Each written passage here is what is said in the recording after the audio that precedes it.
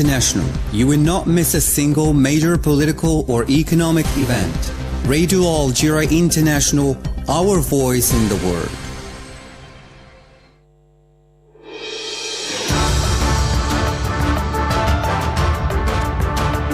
This is the English service of Radio Algeria International. It's time for the news. The Minister of Foreign Affairs and the National Community Abroad, Ahmed Attaf, has reaffirmed in Addis Ababa Algeria's commitment to sharing its experience and expertise with African countries in order to promote the education and teaching sector. The barbaric Zionist aggression by land, sea and air against the defenseless Palestinian population of the Gaza Strip has entered its 132nd day, leaving almost 28,500 dead and more than 68,000 wounded. Palestinian Undersecretary of State at the UN, Omar Abdallah, has announced that the state of Palestine will present on February 19 before the International Court of Justice a report on the violations of Zionist entity of the ICJ's decision. Those were the headlines and now the news in detail from Radio Algeria International. First, the Minister of Foreign Affairs and the National Community Abroad, Ahmed Attaf, has reaffirmed in Addis Ababa, Ethiopia, Algeria's commitment to sharing its experience and expertise with African countries in order to promote the education and teaching sector. In his address at the 44th Ordinary Session of the Executive Council of the African Union, Ahmed Attaf welcomed the choice of education as the main theme of this meeting because it presents a major challenge for breaking the cycle of poverty and strengthening the socio-economic development of the continent, which by 2050 will be home to 40% of the world's children, nearly 1 billion children and adolescents under the age of 18. Said Bougazi has more details. Foreign Minister Ahmed Attaf said that in addition to its efforts at national level, Algeria is committed to sharing its experiences and exchanging them with sister African countries in order to promote the education and teaching sector through study and training grants, pointing out that each year Algeria awards more than 2,000 study grants to its African brothers as well as more than 500 training grants. Algeria is proud to have contributed since its independence to the training of no fewer than 65,000 African students, he added, recalling that Algeria's efforts to revive training and education were manifested through school construction and renovation projects carried out by the Algerian Agency for International Cooperation, notably in neighboring countries. The minister also highlighted Algeria's support for the Pan-African Institute for Water and Energy Sciences and Climate Change based in Tlemcen, Algeria, which has contributed to the training of more than 644 students from 45 member countries of the African Union. On this occasion, Ahmed Attaf highly praised the success of this institute, which is one of the centers of the Pan-African University, welcoming the efforts of the African Union Commission as well as the support provided by the German partner and the African Development Bank. He said it was necessary to focus efforts on tackling the root causes of Africa's backwardness in this area, notably the wars and conflicts that have prevented more than 40% of children in the Sahel from going to school. There is also a lack of infrastructure, with statistics showing an alarming shortfall in more than 1 million educational establishments, in addition to a shortage of qualified teachers, with the continent's needs estimated at no less than 17 million additional teachers. The 44th session of the AU Executive Council is being held in the run-up to the 37th Ordinary Session of the AU Summit of Heads of State and Government, scheduled for 17th and 18th February 2024 in Addis Ababa, Ethiopia, under the theme Education for a 21st Century Africa. And the Minister of Foreign Affairs and the National Community Abroad, Ahmed Attaf, has called in Addis Ababa, Ethiopia, for active participation by the African Union in the G20, praising the efforts of all those who contributed to the membership of the continental organization in this bloc. In an address to the 44th Ordinary Session of the Executive Council of the African Union on the mechanisms of the AU participation in the G20, Ahmed Attaf said that the delegation hails the efforts of all those who have contributed in any way to the African Union's membership in the G20, which we consider to be an achievement that is important to build on and a step forward that we must take advantage of to continue our collective efforts and to remedy historic injustice and to put an end to the long marginalization of our continent in the various institutions of global governance, be they political, security, economic, or social. The Minister of Foreign Affairs and the National Community Abroad, Ahmed Attaf, has received a telephone call from the U.S. Secretary of State, Antony Blinken, according to a ministry press release. This conversation was part of the regular dialogue that the two ministers have undertaken to maintain between them on major international and regional issues of common interest. Discussions focused notably on the latest developments in the situation in the Gaza Strip and Algeria's diplomatic efforts in the Security Council to give binding effect to the provisional measures pronounced by the International Court of Justice, ICJ. The Minister of Foreign Affairs and the National Community Abroad, Mr. Ahmed Attaf, has received the Undersecretary for Political Affairs of the Ministry of Foreign Affairs of the sister state of Libya, Mohammed Isa, on the sidelines of the 44th Ordinary Session of the Executive Council of the African Union. The meeting enabled the two parties to review the special fraternal relations linking the two brotherly countries and to discuss the main issues on the agenda of the Executive Council. The Speaker of the National People's Assembly, Ibrahim Boughali, has received the Chairman of the Foreign Affairs Committee of the Grand National Assembly of the Republic of Turkey, Fuat Oktay, and the delegation accompanying him. During the meeting, the two parties reviewed the various aspects of the cooperation between the two brotherly countries as part of efforts to implement the strategic approach to bilateral relations initiated by the leaders of the two countries, Abdelmadjid Tebboune and Recep Tayyip Erdogan.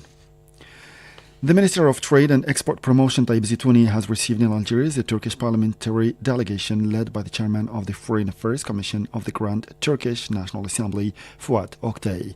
The two sides examined ways and means of strengthening economic cooperation between the two countries, according to a statement from the ministry, which said that during the meeting that took place in the presence of the Turkish ambassador to Algiers, Mohammed Moshit Kusulimiaz, the two parties reviewed the cooperation linking the two brotherly countries and the means of extending it to other fields.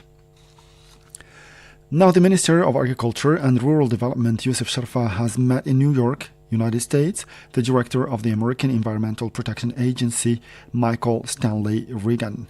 The meeting took place on Tuesday on the sidelines of the high-level public debate at the UN Security Council on the effects of climate change and the food insecurity on the maintenance of international peace and security.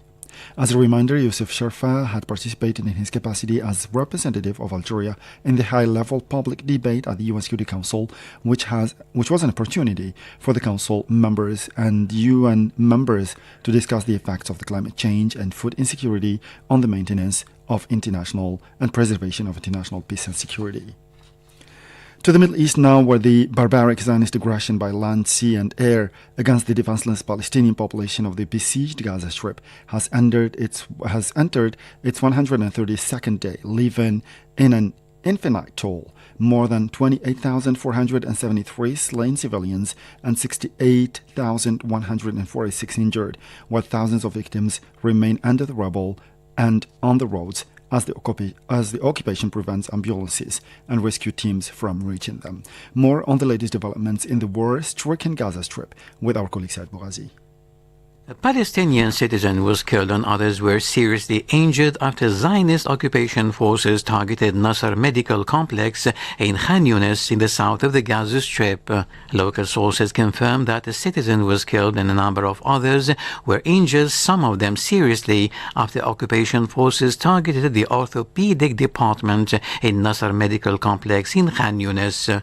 The occupation forces stormed the complex's courtyard and opened fire on its sections. The Zionist occupation army also forced a number of displaced people, doctors and nurses to evacuate the complex and head south to Rafah, and arrested dozens of them when they tried to reach Rafah. The occupation forces are imposing a strict siege on the complex for the 25th day in a row, with snipers targeting those inside it or in its courtyards, which has led to the inability of medical teams to move between its buildings in light of the presence of 300 health personnel, 450 sick and wounded, and 10,000 displaced people. And the network of Palestinian associations working in the health sector have launched an urgent appeal on international human rights organizations to take immediate action to protect the Nasser Hospital in Khan Yunis and other medical facilities in the Gaza Strip, which have been under intense Zionist bombardment for several weeks. In a statement quoted by the Wafa news agency, the network said that the Zionist entity's bombardment of the area around the Nasser Hospital augurs a new humanitarian disaster. That is why it is urgent to act without delay to avoid such a scenario. And Palestinian Undersecretary of State at the UN and its specialized organizations, Omar Abdallah, has announced that the State of Palestine will present on February 19 before the International Court of Justice, ICJ, a report on the violations by the Zionist entity of the decision of January 26, calling for measures to be taken to prevent a genocide in Gaza. In a statement relayed by the news agency Wafa, Omar Abdallah stated that the next hearings of the ICJ on the request for an advisory opinion on the judicial consequences of the Zionist entity's policies and practices in the occupied Palestinian territory, including East al-Quds, will start on the 19th of the current month in The Hague. Still with the Palestinian file, the UN Special Advisor on the Prevention of Genocide, Alice Wairimu Ndiritu, has expressed serious concerns about the potential disastrous consequences for civilians in Rafah due to reported plans of a full Zionist military aggression on the overcrowded city. Said Bougazi has more details. Underlining the peril faced by residents and more than 1 million displaced people in Rafah, Mrs. Nderitu said it is imperative that the protection of civilians be a priority and that international humanitarian law be respected at all times. The risk of atrocity crimes in the event of a full Zionist military incursion into Rafah is serious, real and high, she added. The special advisor also called for immediate action to alleviate the suffering of the vulnerable populations of Rafah and the Gaza Strip. The violence and suffering of the most vulnerable has gone on long enough, she underlined. Mrs. Nderitu reaffirmed the need to ensure the delivery of humanitarian aid to those in desperate need. She called for speeding up dialogue in order to prevent further violence and establish a lasting ceasefire. Since 7th October, civilians in the region have experienced and continue to experience an unsurmountable level of suffering. This must stop and must stop immediately, insisted Mrs. Nderitu. For its part, the International Committee of the Red Cross has warned that the imminent Zionist military offensive against the town of Rafah in the south of the Gaza Strip could have a disastrous impact, demanding that the fundamental principle of humanity be respected. The Red Cross warned that the ongoing Zionist hostilities in Rafah, where more than 1.4 million Palestinians are trapped, pose a catastrophic risk to civilian lives and infrastructure. That's the end of the news bulletin. Time now for weekly program, starting with a special program on the next summit of the Forum of Gas Exporting Countries by my colleague Asya Bakar. Will be followed by another program by my colleague Aziz Agassi. Thank you and bye-bye.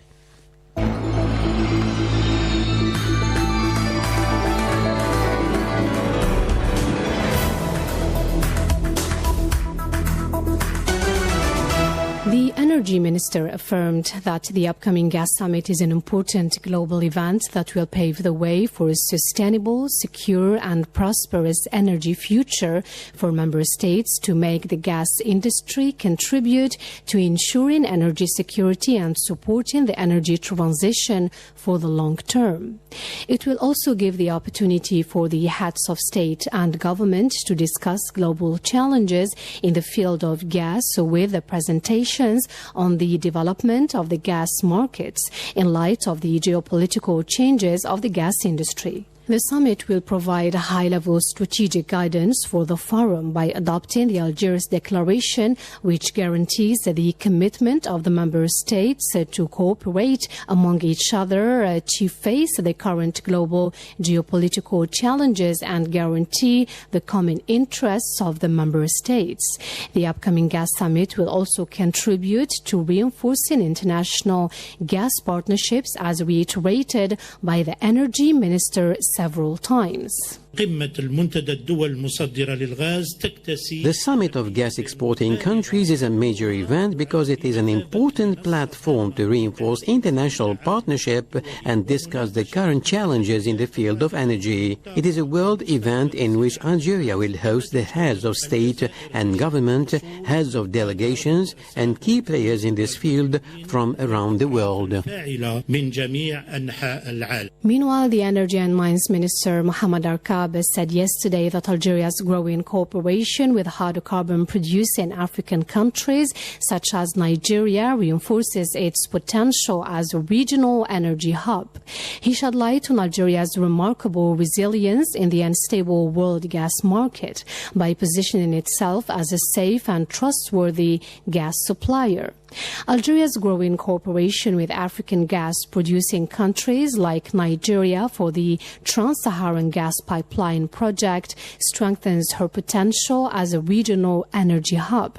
At the geopolitical level, Algeria's location in North Africa makes it a strategic local supplier for Europe, and it also managed to gain new customers in Central and Eastern Europe, which was highlighted by the energy minister several times before.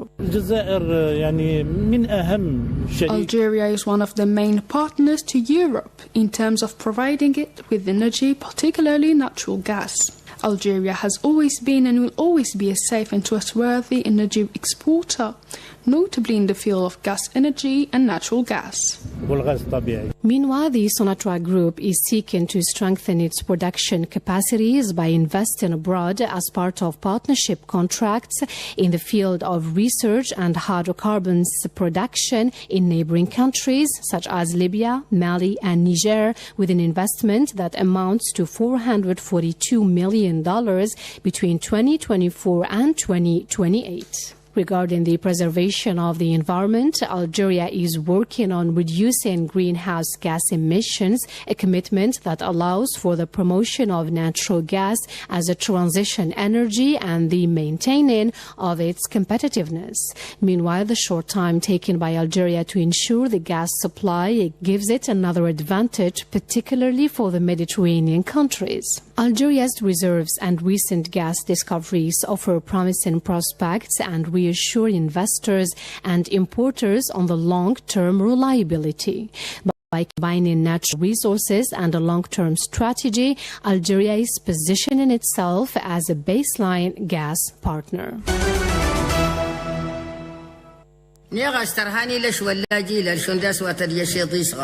باخذ ديشي إلي سوكا لي سيسان وثمان كيدان السوغل تيد ولا مسيهر تسكرت مزقتم دي موتاي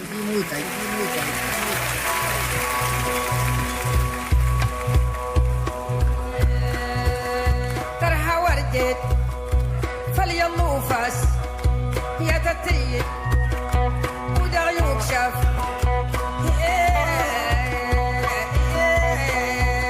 Hello and welcome to this fresh edition of Inspiring Figures. Today we'll delve into the origins of blues and discover together legendary Tindi singer Bedi Lella, or Lella Bedi. She's the leading figure in Tuareg culture. She has received many prizes in Algeria and performed in various international festivals of world music since 1973.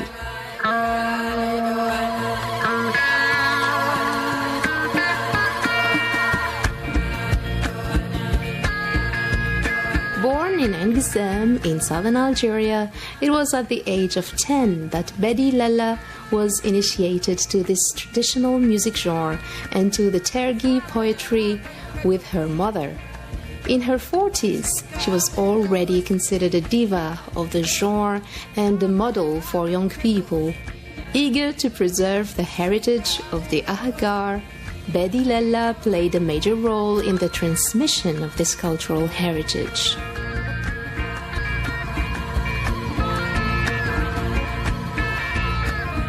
The members of the Tinariwen music band, which has become legendary, are considered to be her mentees. Later on, they will perform together on international stages, and their meeting will end up giving life to the Tuareg blues. In 2017, at the age of 70, the one described as the spiritual mother of all Tuaregs released her eponymous first album. It is both traditional and contemporary, a fusion of Tindi with more modern sounds, including bass and electric guitar.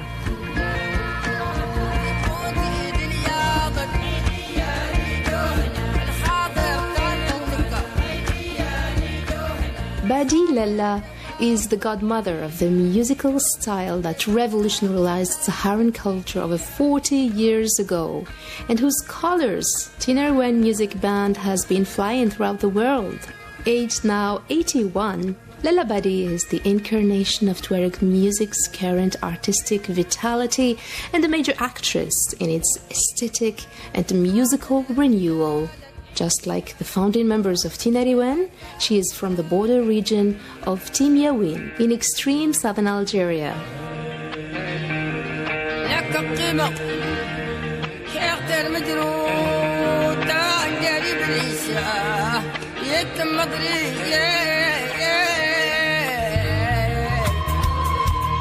Her influence has shaped not only her own, but also following generations. Through the musical evenings, she organized the Intemraset in the Tahagart Shumera neighborhood where the Malian diaspora started gathering in the 60s.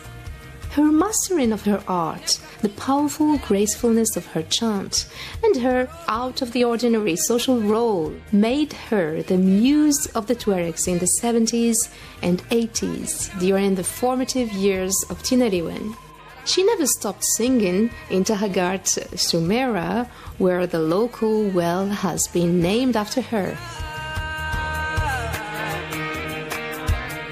When Lella settled in Tahagart, still a village in Tamnaraset suburbs in the 70s, there were only 2 houses and much desolation in the surrounding tents. Fleeing repression or a string of droughts, the diaspora from northern Mali gradually settled in the vicinity. As she opened her house to stricken families, Lella took up the habit of organizing Tindi evenings. Tindi and Iswat are the 2 typically female repertoires in Tuareg singing art.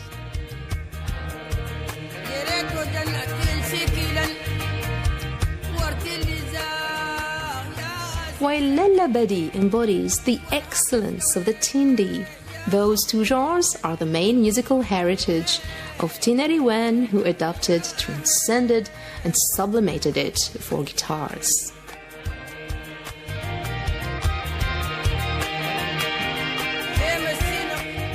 The Tindi is for festivities, for various celebrations such as marriages or baptisms, but also just for the pleasures of playing and rejoicing in gatherings known as Tekubelt, so prized by nomads during the rainy season when pastures and water are plentiful for livestock and when people settle for a while.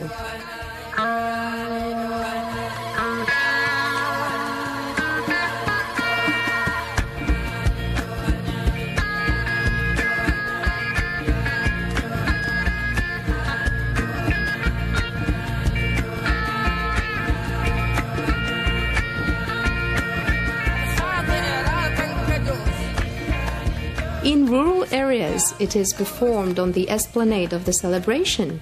A group of women gather around the Tindi, which is an ordinary mortar over which a goat's skin is stretched and regularly sprayed with water.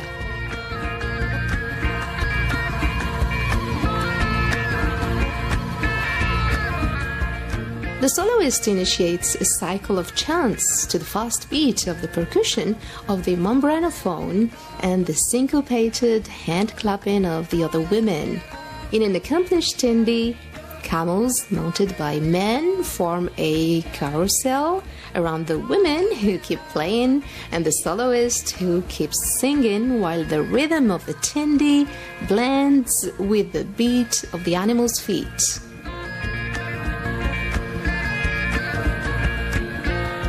The Iswat is a more intimate genre, played at night while the Tindi is played during the day. It is also more melancholic and designed for youngsters, be it the artists or the audience. All great Tindi singers learned their art in their youth at the Iswat. It was originally sung a cappella, and it tends to be accompanied by a percussion, Tindi or can or guitar. More importantly, the Iswat is characterized by a female lead singer accompanied by a male chorus, holding a bass line. This critical overtone is characteristic in the guitars of the Tinariwen and all young artists who followed in their steps and adopted their style. Finally, it is the melancholic and melodious power of this repertoire and its terse aesthetics that dominates. It is the repertoire where the nostalgic fiber of the Tuareg sung poetry is best voiced.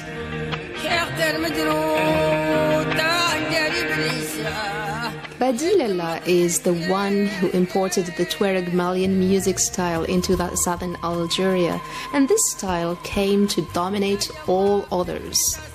Lalla's Tindi soon gained the support of all Tuareg communities in Tamraset and elsewhere thanks to cassette-taped recordings in Tahagart.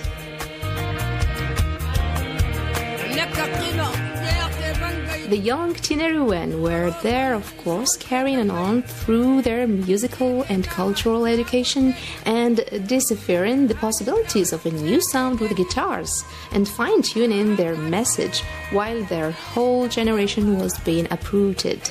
With these cassettes, Lalla also participated in the growing collective awareness of the social and political crisis of the time, radically confirmed in the first Tinariwen songs as early as the end of the 70s, and even more in the following decade. In her own way, she sung the life and adventures of the Ishumar, who traveled to all corners of the Sahara, with Tamraset at its geographical center.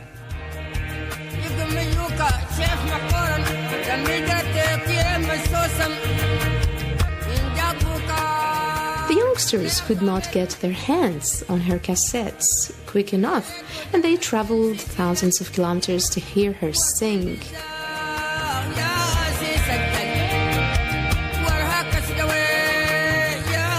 As the band reached its Saharan acme at the beginning of the 90s, we're talking of course of Tinariwen, the syncretism of the Tendi guitar materialized itself. Lalla and the Tinariwen used to perform together, and the cassettes bear witness to the modernization of the Tindi, or the traditional trend of the Tinariwen guitars.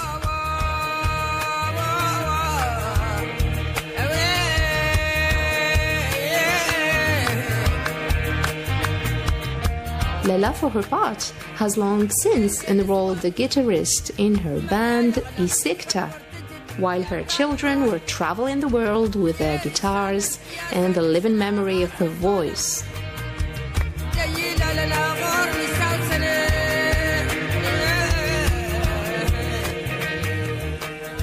I would like to say that Nadia Bilalimat's article was of great help in preparing this program. She's an anthropologist and a PhD candidate whose subject is Tinariwen's poetry, music and history, cultural anthropology and social history of Tuareg modernity.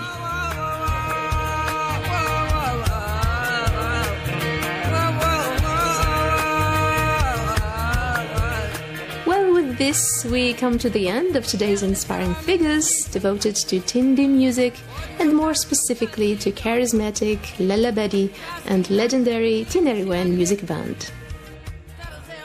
Lalla Badi, who is at the origins of blues and who continues to perform to safeguard the ancestral poetry passed from a generation to another. That's it from me, Azza Gassi, producer, Mohamed Yousfi.